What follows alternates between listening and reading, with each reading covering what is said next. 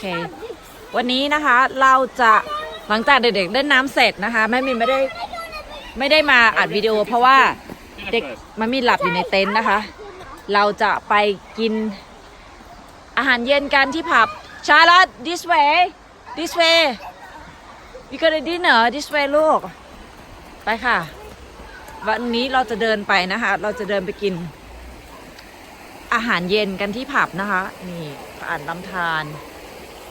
นี่เขาก็เล่นน้ำกันอยู่ตรงนี้นะคะเมื่อกี้นี่เลยแหล่งเล่นน้ำเดี๋ยวพรุ่งนี้มาใหม่พรุ่งนี้ร้อนโคตรๆนะคะเราจะพาเด็กๆเดินไปที่ผับ next to village นะคะหมู่บ้านถัดไปนะคะไปเลยค่ะเสียดายอ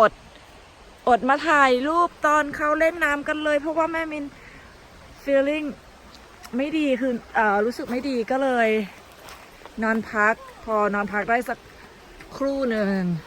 แล้วรู้สึกดีขึ้นก็เลยตามเด็กๆมาว้าวโอ้ my god โอ้ my god โอ้ my god คือมันสวยมากโอ้ my god ไปค่ะนี่ทางเดินนะคะทางเดินที่เขาเดินกันประจำเขาบอกว่าเดินง่ายค่ะแต่อีฉันก็จะพยายามลองดูนะคะสวยอ่ะเดินไปชมวิวไปฝั่งนี้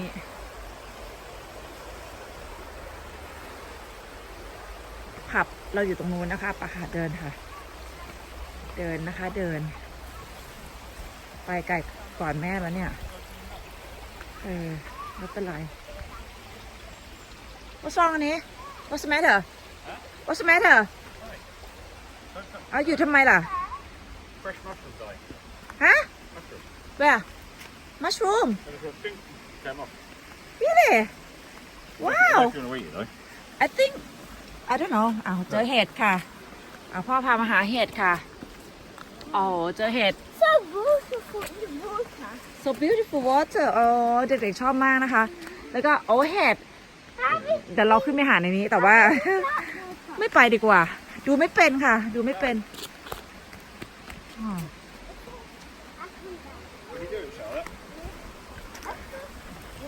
ชาลอตเรื่องปีนป่ายขอให้บอกค่ะนางถนัดนางเก่ง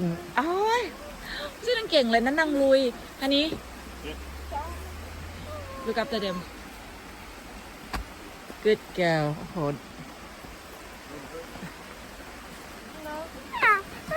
จัมคนนี้นี่เป็นอะไรล่ะจัม good boy นั่นแหละแม่ก็จะปีนโอ้โหโอเคค่ะไปค่ะเดินผ่านไปค่ะสวยมากพ่อเสือไปนู่นแล้วค่ะพ่อเสือโอ้สวยมากค่ะไปค่ะไปต่อค่ะดูนะคะว่า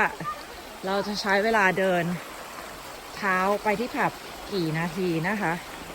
พูดไปอัดไปมันก็ช้าหน่อยแต่ว่าก็อยากจะรู้ว่ากี่นาที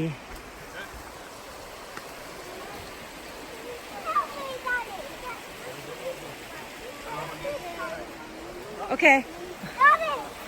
Daddy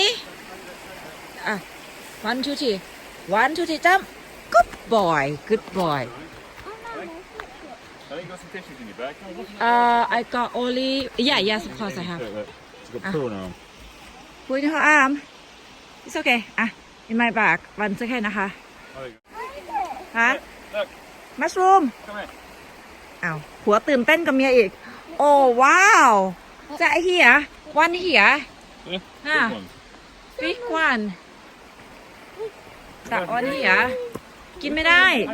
This is the way you go, yeah? อย่า There's a mushroom on there. Yeah, I know. I see them. But mommy not sure can eat or not. Oh, right. Right, right. Look, they said Alright. See, we walk down there. I don't know, you tell me, I don't know. I've done this way. Yeah, we walk down there. Because the lady tell me walk down there. Yeah, it comes out in Skelworth Bridge. No, and then we have bridge come Okay. cross the river over there. This way, sweetheart, this way. Yeah, look, that one is deeper. It's alright, we not go that way, we go this way. And this one is a deep water. Yeah, sweetheart. It's only Come on ไม่ต้องพูดมากปะ Come with me. Daddy, Which way you go, eh? this Yes. is a puddle. See, this is a puddle. Come on, son. Come on. I'll just drink when you come up. ไม่ได้บอกให้ปีนต้นไม้นะให้ Come on, as long as you- เดินลัดเลาะมากินอาหารเย็นที่ผับต้องเลาะป่ามา ทางดีๆเราไม่เดินทางเราเดินทางแบบนี้ค่ะ ถึงจะมัน และระหว่างทางนะคะก็จะมีแบบนี้ค่ะ เสียงน้ำไหล เสียงน้ำตกแบบธรรมชาติมาก เราจะไปตรงนู้นนะคะจุดมุ่งหมายเราคือจะเป็นผับทางด้านหน้าทางนู้นนะคะ เดี๋ยวพอถึงที่หมายแล้วเดี๋ยวมินจะถ่ายให้ดูโหคือแบบว่าเดินมาอย่างเงี้ย เดินจนเหนื่อยหิวสงสัยจะกินได้เยอะ เดินจนเหนื่อยจนหิว เด็กๆอยู่ข้างหลังค่ะ เดินเล่นกันมาเล่นกันไป เด็กอยู่ข้างหลัง ทางก็ไม่ได้ลำบากเท่าไหร่นะคะ นี่ค่ะโอ้โห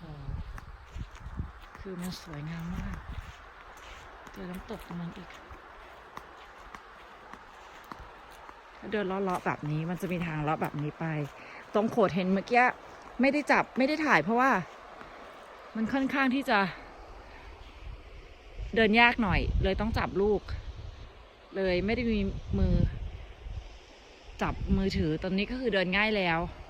น้ำคือใสกิ๊กมากเลยอ่ะนี่นะคะจุดมุ่งหมายเราจะไปทางนู้นนะคะดูเมืองวินทางนู้นนะคะแล้วก็จะเดินเลาะตัดไปตรงนี้เด็กๆมาถึงแล้วเด็กมาแล้วไปต่อค่ะไปต่อค่ะyes อันนี้ 3 miles to go yet. really เราก็มาถึงแล้วนะคะผับจุดอะไรนะเขาเรียกว่าอะไรจุดมุ่งหมายของพวกเราไปเลยค่ะอาหารเราอยู่นะคะในนั้นเลยค่ะนั่นนะคะข้างหลังเป็นน้ำตกที่เราเดินมานะคะข้างหลังนั้นนะคะเป็นน้ำตกที่เราเดินมาเยอะสิฮะI'm win we win me and Charlotte win the winner Charlotte we are the winner we got shoe everything but I lost shoe come on then go to get some dinner because we are the winner Now kiss it. okay get in come on guys we are the winner come on Charlotte And say.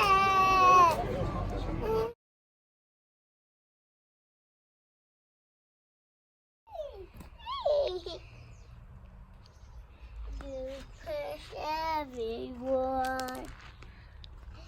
Pitch my honey, push my honey, push my daughter, push my honey. oh my god Choose. What to say, the cow? Charlie you want to see the cow no come on get your swing as well here okay ไม่เก็บให้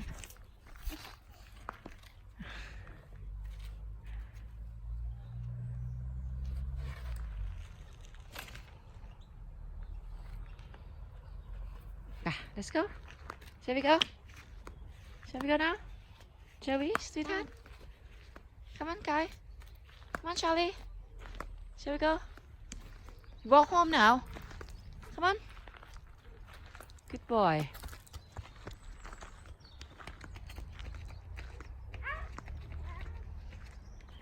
ขณะนี้เรากำลังเดินกลับบ้านนะคะหลังจากที่เรากินอาหาร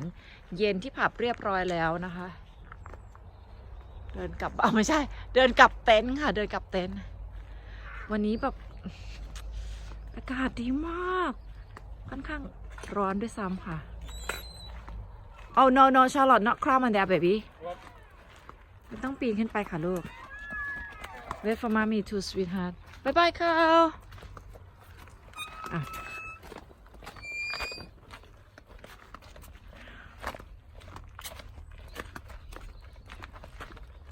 ไปแล้วค่ะ เด็กวิ่งไปแล้วค่ะ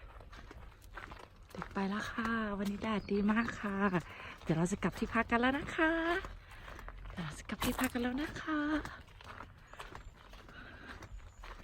เดินมาทานข้าวค่ะ เราไม่ใช้รถนะคะ ดูวิวนะคะ หมู่บ้านที่เราพักนะคะ แต่เราพักในฟาร์มกลางเต็นท์ในฟาร์มนะคะ นี่ค่ะ หลังนู้นเขาก็ให้เช่านะคะ ให้เช่าแต่เราไม่เช่าค่ะ เราจะนอนเต็นท์นะคะ ไปเลยค่ะ ตามไปดูเต็นท์พวกเรากันนะคะ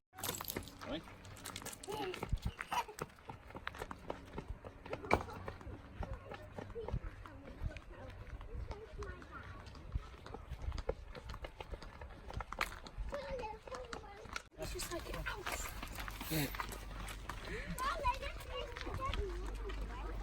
Wait, move, Charlie, honey, honey, please look after him.